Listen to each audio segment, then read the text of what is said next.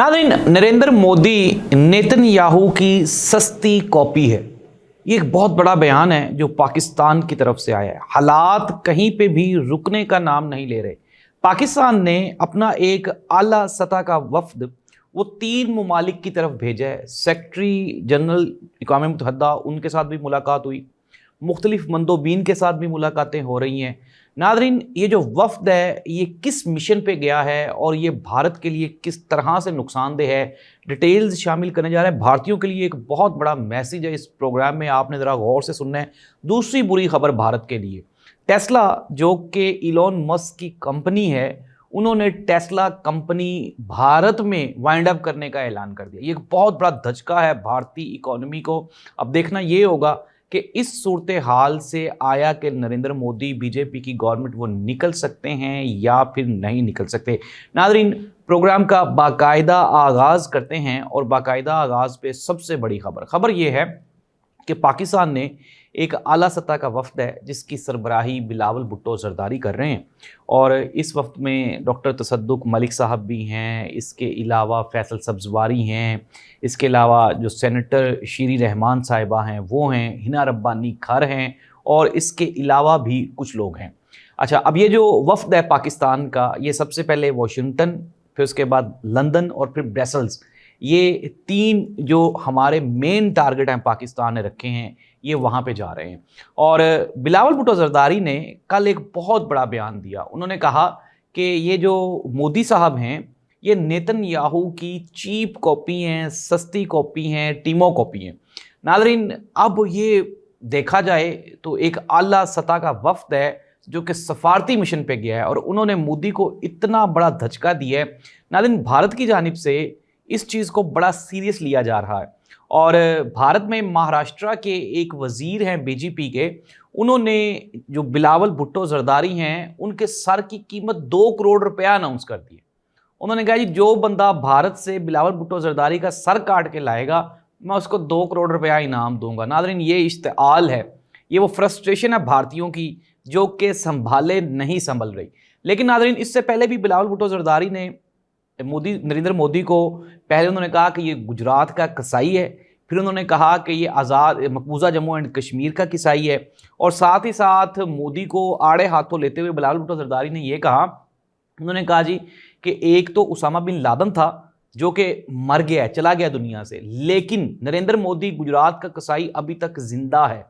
नाज़रीन, इससे पहले जो नरेंद्र मोदी है उसने भी अपनी कुछ तकारीर की जिसमें पाकिस्तानियों को उन्होंने निशाने पर रखा और कहा कि अपनी रोटी खाओ वरना फिर मेरी गोली तो है ही आपके लिए।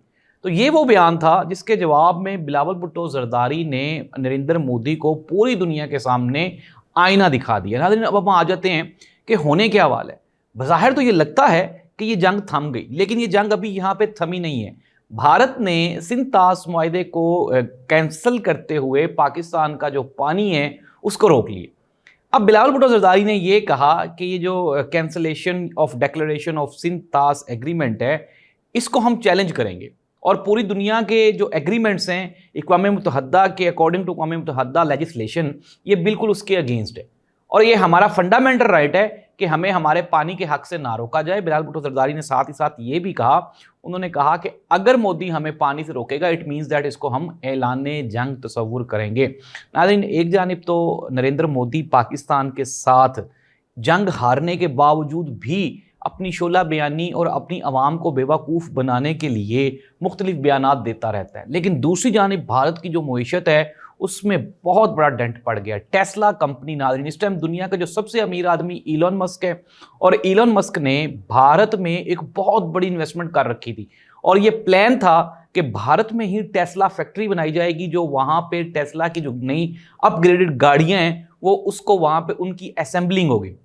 लेकिन नाज़रीन, पिछले हफ्ते भारत के लिए एक बहुत बड़ा धचका लगा जब एप्पल ने वहाँ से वाइंड अप कर लिया, अपनी जो फैक्ट्री थी उसको उठा लिया, और मज़ीद फर्दर जो इन्वेस्टमेंट है भारत में करने से इनकार कर दिया एप्पल कंपनी ने। अब एक और बड़ा धचका, दुनिया की सबसे बड़ी कंपनी टेस्ला और इलॉन मस्क जो दुनिया का सबसे अमीर आदमी, उसने भी भारत को लाल झंडी दिखा दी और उसने कहा है कि मैं इंतहा पसंद भारत में बिल्कुल भी किसी भी किस्म की इन्वेस्टमेंट नहीं करूँगा। द रीज़न बिहाइंड दैट کہ پاکستان کی آرمی نے بھارت کو یہ جو جنگ ہرائی ہے، شکست دی ہے، اس کے بعد دنیا میں کچھ نئی چیزیں وہ سامنے آئی ہیں۔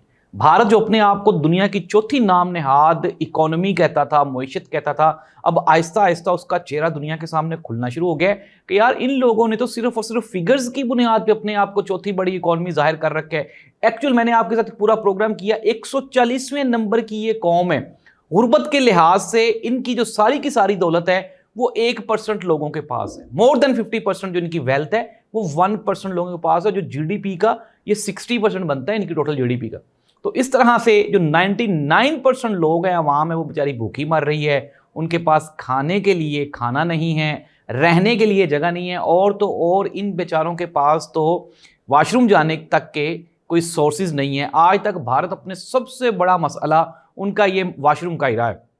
دوسری جانب انتہا پسند سوچ دیکھ لیں، مودی کبھی پاکستانیوں کو گولی مارنے کا دھمکی دیتا ہے، اور پھر مہاراشٹرا کا جو وزیر ہے بی جے پی کا، وہ کیا کہہ رہا ہے 2 کروڑ روپیہ انعام دوں گا، بلاول کا سر لے آؤ۔ اللہ کے بندو، آپ اپنے سروں کو بچانے کی کوشش کرو۔ میں بارہا یہ کہہ چکا ہوں کہ جنگ کسی بھی بندے کے، کسی بھی ملک کے، کسی بھی قوم کے مفاد میں نہیں ہے، اور میں آپ کو یہ بارہا بتا رہا ہوں۔ آپ کو میری باتیں وقتی طور پہ بری لگیں گی، لیکن میں نوک کرتا رہوں گا اور انڈین عوام کو یہ بتاتا رہوں گا کہ نریندر مودی کی یہ جو انتہا پسند سوچ ہے، یہ پڑھے لکھے اور ترقی کرتے ہوئے بھارت کے لیے بہت خطرناک ہے۔ اور آپ دیکھ لیں اس کا انجام، یہ 2 بڑی آپ یہ کہیں کہ ڈیولپمنٹس ہیں جو بھارت کو جو اٹھانی پڑ رہی ہیں۔ دوسری جانب پاکستان نے جو اپنا سفارتی وفد بھیجا ہے، اب اس سفارتی وفود کی ملاقاتیں جاری ہیں، اور ان ملاقاتوں میں وہ بھارت کی انتہا پسندی۔ ناظرین ایک مرتبہ دوبارہ پھر میں آپ کو ایک بریکنگ نیوز دے رہا ہوں۔ بریکنگ نیوز یہ ہے کہ بھارت تو سندھ طاس معاہدہ کینسل کرنے جا رہا ہے نا، لیکن اب بھارت کو سندھ طاس معاہدہ بھی بحال کرنا پڑے گا۔ اس کے ساتھ ہی ساتھ ایک اور بہت بڑا جو ڈرا بیک ہے، جو شکست ہے، وہ ہوگی مقبوضہ کشمیر کے پوائنٹ آف ویو پہ، کیونکہ بھارت وہاں پہ کوئی ثالثی قبول نہیں کر رہا تھا۔ ڈونلڈ ٹرمپ نے کہا ہے کہ میں مقبوضہ کشمیر کا مسئلہ بھی حل کرنا چاہتا ہوں تاکہ دنیا میں امن و امان پریویل ہو سکے۔ ناظرین بھارت کو صرف اور صرف جو اسرائیل ہے اس کی سپورٹ حاصل ہے۔ کیوں؟ کیونکہ اسرائیل آپ کو پتہ ہے کہ پوری دنیا میں کیا کیا گل کھلاتا پھرتا ہے، جو ظلم وہ فلسطینیوں کے ساتھ کر رہے ہیں، اس کے بعد تو پھر یہ سارا کچھ ہونا ہی ہونا تھا۔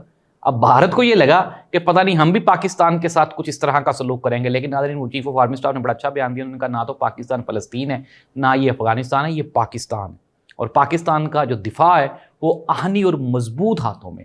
ناظرین یہ تھی خبریں کیا ہیں؟ ایک تو پاکستان کا جو وفد ہے وہ بھارت کے لیے ایک بہت بڑا چیلنج ہے۔ بھارتی وفود ناکام ہو کے واپس لوٹ چکے ہیں۔ جتنے ممالک میں بھی یہ گئے، انہوں نے جہاں پہ بھی گئے وہاں پہ ان کو منہ کی کھانا پڑی۔ ساتھ ہی ساتھ ناظرین میں آپ کو تھوڑا سا بتا دوں، جب بھارتی وفود نے مختلف ممالک کا دورہ کیا تو وہاں پہ بھارت کو یہ بتایا گیا، بارہا یہ کہتے تھے پاکستان دہشت گرد ہے، پاکستان دہشت گرد ہے۔ تو ناظرین وہاں پہ لوگوں نے کہا کہ 1972 میں آپ نے مکتی باہنی کے ساتھ مل کے بنگلہ دیش توڑوایا، پاکستان کی فوج کے خلاف بغاوت کروائی، بھارت نے کروائی۔ یہ پہلا دہشت گردی کی کارروائی تھی جو کہ منظم کارروائی تھی بھارت کی جانب سے پاکستان کے خلاف۔ 65 کی جنگ ہم پہ مسلط کی گئی، پھر اس کے بعد کارگل کی جنگ مسلط کی گئی۔ اب بلوچستان میں بھارت ایک منظم کمپین چلا رہا ہے، اور ثبوت اس کے پوری دنیا کے سامنے موجود ہیں۔ وہاں پہ بھارتی ساکھ کا اسلحہ، وہاں پہ جو لوگ ہیں، جو BLA کے لوگ ہیں، بلوچ لبریشن آرمی کے لوگ ہیں، ان کی ٹریننگ بھارت سے اور ان کی لوکیشنز بھارت کی آتی ہیں۔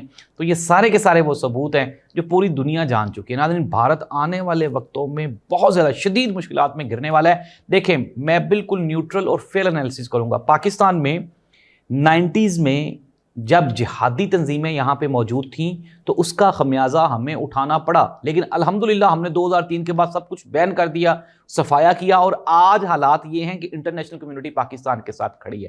اگر بھارت نے یہ جو انتہا پسند سوچ ہے اور یہ جو جنگی عزائم ہے، اگر اس کو انہوں نے نہ چھوڑا تو ان کے لیے آنے والے دنوں میں شدید مشکلات ہیں۔ اس دعا کے ساتھ کہ بھارتیوں کو اللہ سبحانہ و تعالیٰ اپنے حفظ و امان میں رکھے۔ یار ہمارے ہمسائے ہیں، آپ ترقی کریں گے، ہمارے لیے خوشی کا باعث ہے۔ اللہ حافظ۔